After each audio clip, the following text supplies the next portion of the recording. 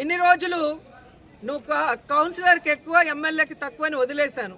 కానీ రోజు రోజుకి నీకు బాగా ఎక్కువైపోయి నువ్వు మాట్లాడే విధానానికి ఫుల్ స్టాప్ పెట్టాలని ఈరోజు మేము ఒక డెసిషన్ తీసుకుంటున్నాం. ఎందుకంటే నిన్ను కన్న తల్లే నిన్ను చీత్కరించుకుంది.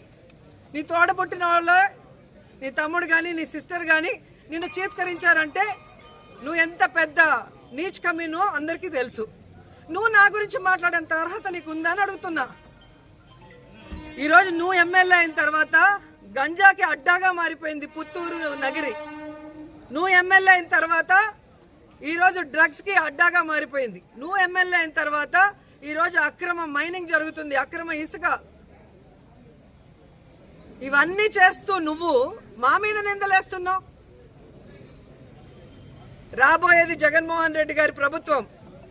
5 ఏళ్ల తర్వాత ఈ 5 ఏళ్లలో నువ్వు చేసిన అవినీతిని కూర్చోబెట్టి కక్కిస్తానని కూడా ఈ సందర్భంగా తెలియజేసుకుంటున్నా.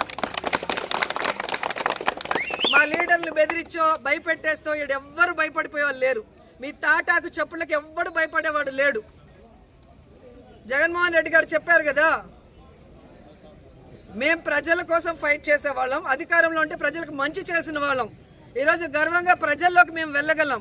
కానీ మీరు వెళ్ళే పరిస్థితి లేదు. చాటలతో పరకలతో కొడతారు. జగన్మోహన్ రెడ్డి ఇచ్చేటివన్నీ ఇస్తాము, అవి కాకుండా మేము చెప్పినవి కూడా ఇస్తామని చెప్పి చంద్రబాబు నాయుడు, పవన్ కళ్యాణ్, లోకేష్ ఎలా ఫెయిల్యూర్ అయిపోయారు, ఎలా ప్రజల్ని మోసం చేశారో అందరికీ తెలుసు. అలాగే ఈ దేశంలోనే ఏ రాష్ట్రంలో చేయనటువంటి విధంగా మొదటి సంవత్సరమే 1,86,000 కోట్ల రూపాయలను అప్పు తీసుకొచ్చి ఒక చెత్త రికార్డు సృష్టించిన ముఖ్యమంత్రి ఎవరైనా ఉన్నారంటే అది చంద్రబాబు నాయుడు.